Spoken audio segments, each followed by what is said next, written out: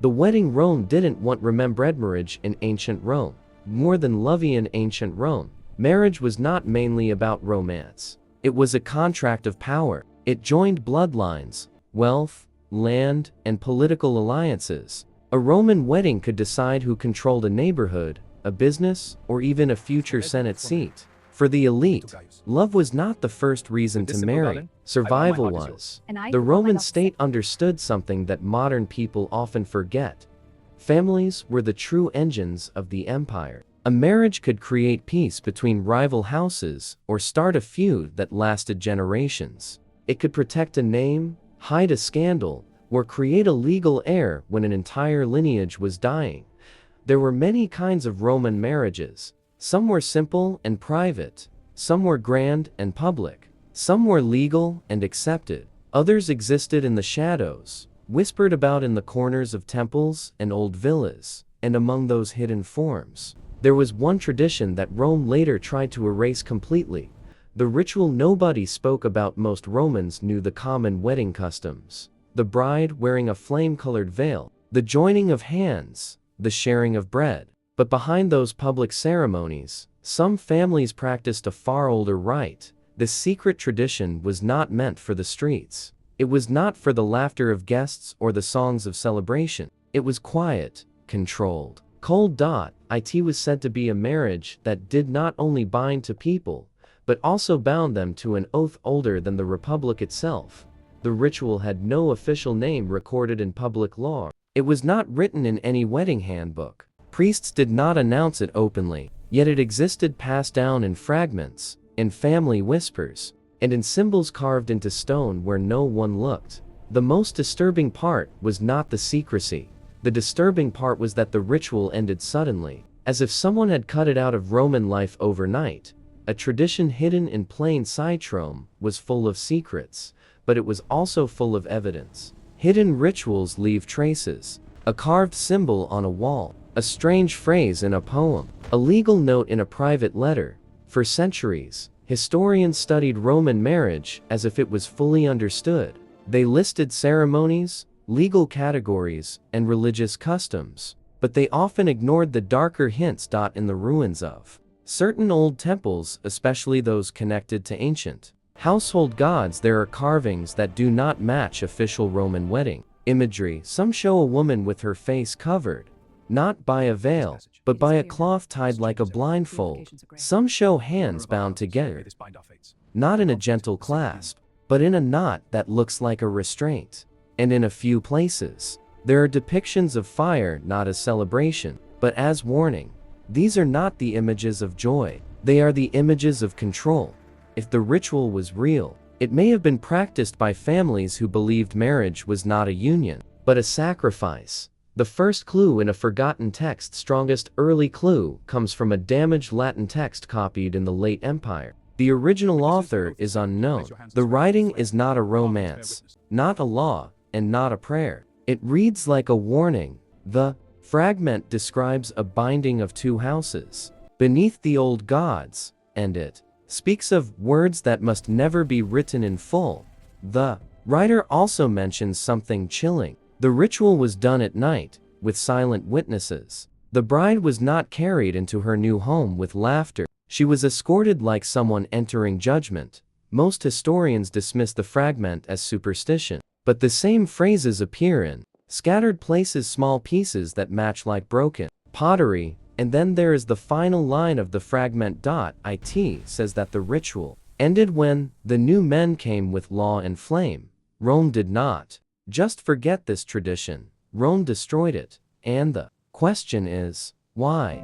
Because whatever happened, it was terrifying enough that an empire famous for violence still chose silence. And in that silence, the first secret begins to breathe again, because the next part reveals what truly happened on the night the ceremony began. The secret ceremony begins in couples and silent witnesses. Secret wedding tradition was not for everyone. It did not belong to the poor or the common citizens. It belonged to a narrow circle, families old enough to trace their blood back to Rome's earliest kings. These houses believed they carried something sacred, not only wealth, but spiritual authority. They claimed their ancestors had served the original gods of Rome before the Republic, before the Senate, before the Empire. To them, marriage was not only legal, it was cosmic. The couples were chosen carefully. The bride and groom were often selected for political reasons. But the ritual demanded something else. Both had to come from untainted bloodlines, meaning families with no recent foreign ancestry. This belief was dangerous. It created an invisible caste system inside the Roman elite.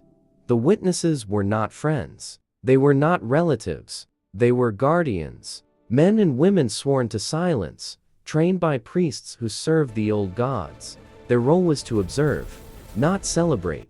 The strange rules of the ninth ceremony happened after sunset, not in public temples, but in smaller sacred places, private shrines inside villas, or ancient altars hidden beneath city streets. The bride arrived in a cloak, not a gown. Her face was covered. She was not allowed to speak once she entered the sacred space. The groom arrived alone. No cheering crowd, no procession, no musicians. The first rule was silence. The second rule was separation.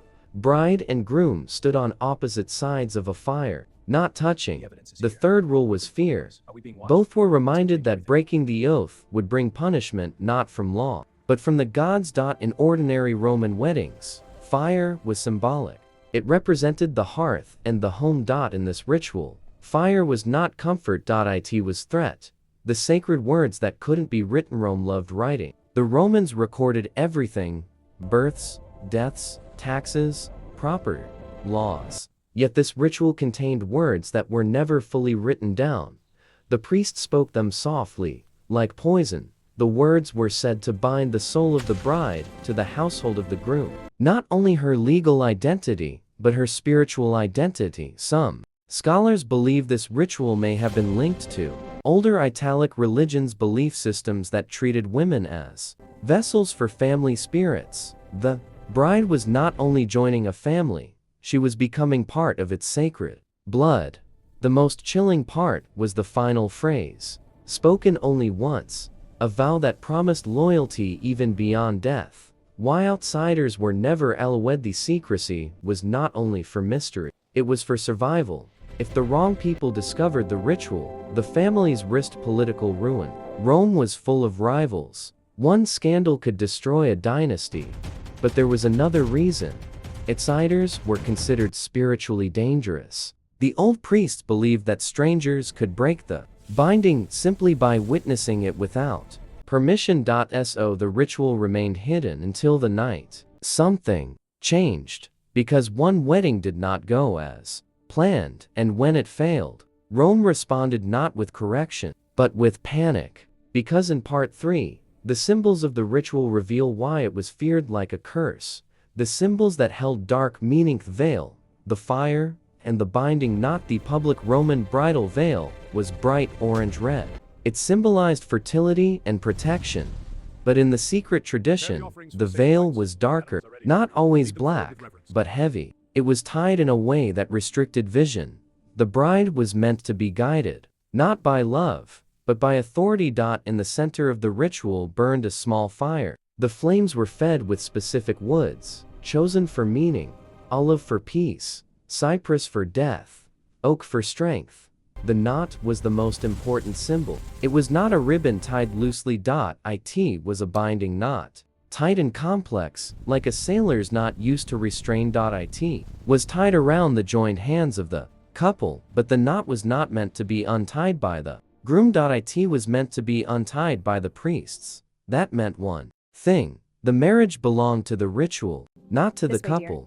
A ring that wasn't gold. Most Romans used iron rings in early periods, and gold rings later for the wealthy.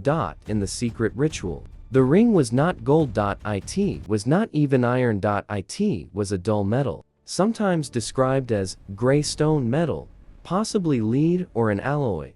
Why would the elite use such an ugly ring? Because it was not jewelry. It was a seal, a mark of ownership.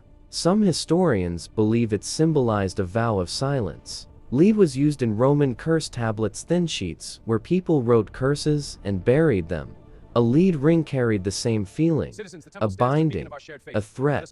The bloodless Aferingraman religion often involved animal sacrifice. Blood was normal, but this ritual avoided blood. Instead, the offering was bread and salt burned into the fire. Bread symbolized the body. Salt symbolized permanence. Together they meant, this union will not rot. The offering was simple, but it carried a dark meaning. It was a substitute for blood. As if the ritual demanded sacrifice, but could not show it openly, and that raises a terrifying question. What was sacrificed in earlier versions of the rite? The hidden message behind every step of the ritual seemed designed to do one thing: erase the bride's old identity. She did not speak. She did not choose. She did not see clearly. She was guided. The groom was told to remain silent too, not because he was powerless, but because the marriage was not his to control.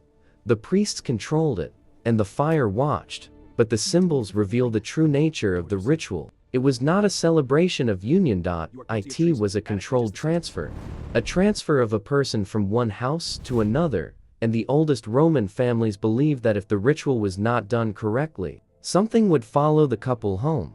Something unseen, something hungry, and according to whispers, one couple did bring something back. The priests who guarded the Secreth order that controlled Mara Jeremy had many priesthoods. But the guardians of this ritual were not common priests. They were part of an old order that existed before the empire. They did not preach in public. They did not hold political office openly. They operated like a shadow inside Rome's religion. Their job was to protect the binding tradition and to ensure the old families remained connected to the old gods. They believed Rome's power came from ancient spiritual contracts. To them, losing the ritual meant losing Rome itself. Ritual keepers of the old gods, these priests served gods that later Rome tried to bury beneath newer religion. They spoke of household spirits, ancestral forces, and protective entities that guarded bloodlines. They claimed that marriage was not just for children, but for keeping these spirits alive. In their belief, the bride was not simply marrying a man.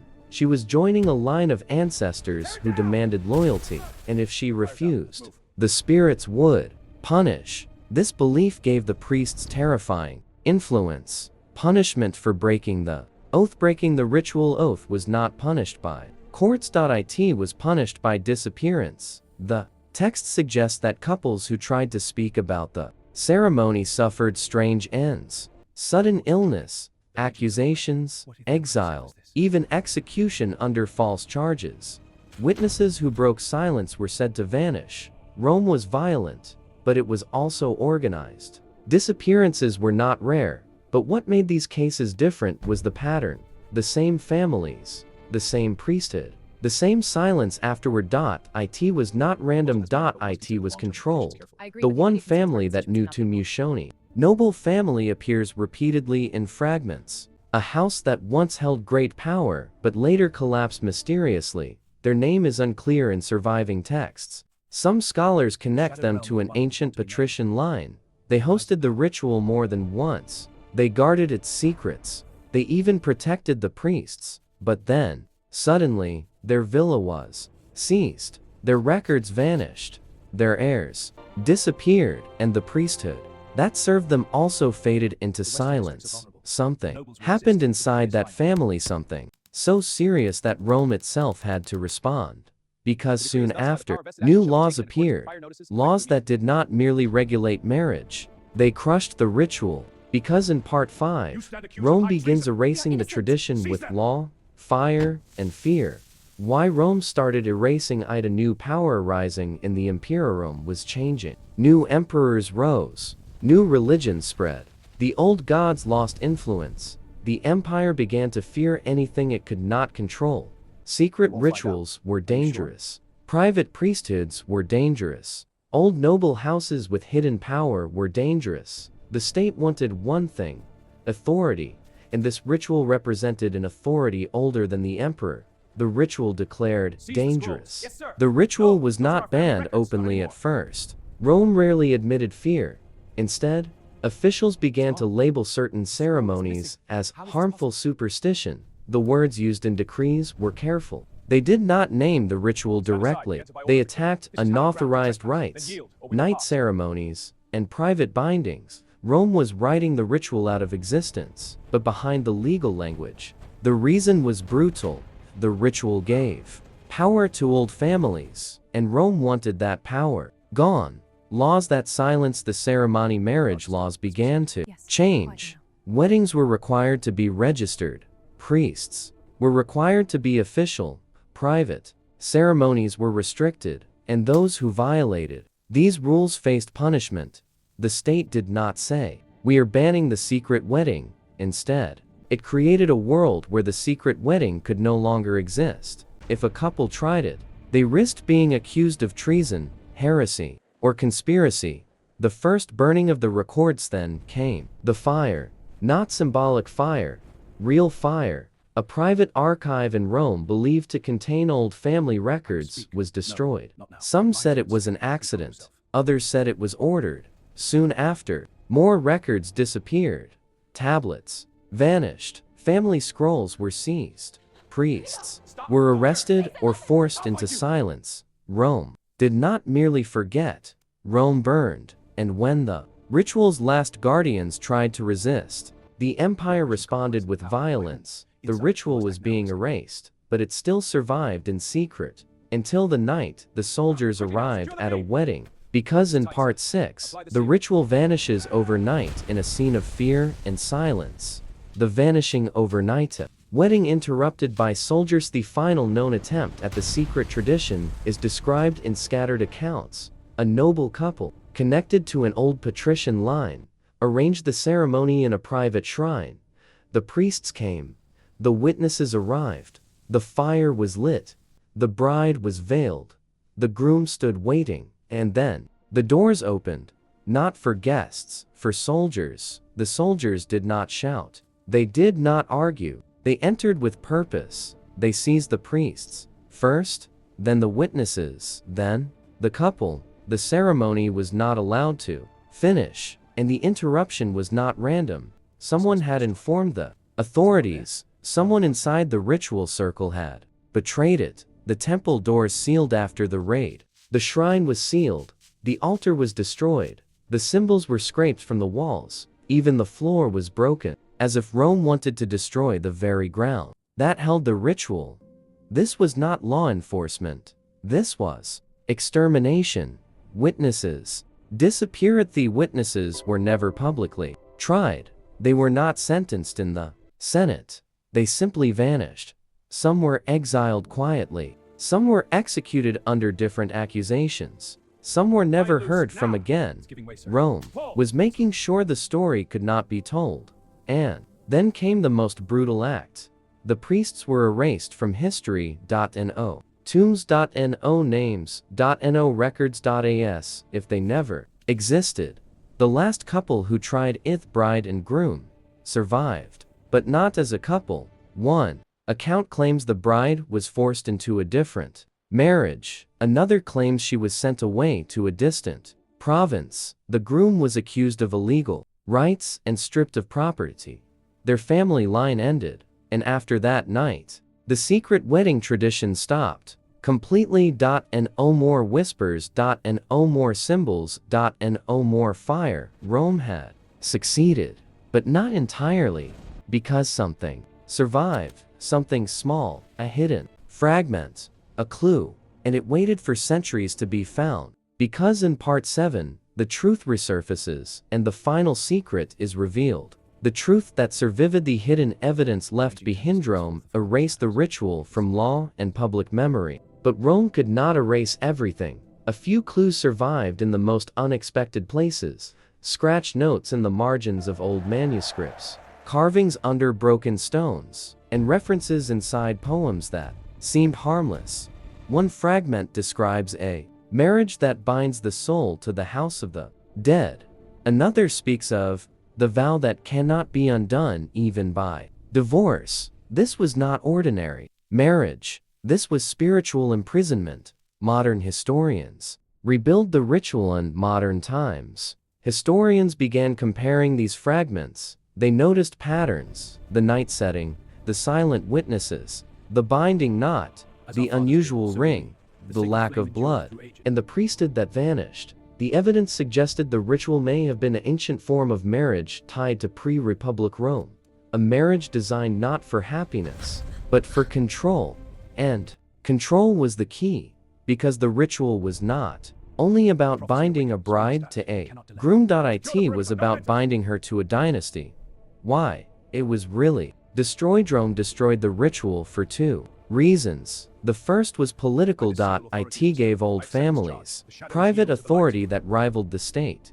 The second was religious. As the empire shifted, older rites became threats. New belief systems and official priesthoods could not allow private rituals with hidden power. But there may have been a third reason, a darker reason. The ritual may have produced consequences, not supernatural in the modern sense, but psychological. The ceremony stripped women of voice and identity. It treated them like property. It created fear and obedience through sacred threat. It was not a wedding. It was a ritual of domination. And when Rome began to change, it could no longer tolerate it. So it erased it. The final secret Rome took to the Grevith secret wedding tradition vanished overnight. But the final secret is this: Rome did not erase the ritual because it was meaningless. Rome erased it because it was powerful. Powerful enough to shape families.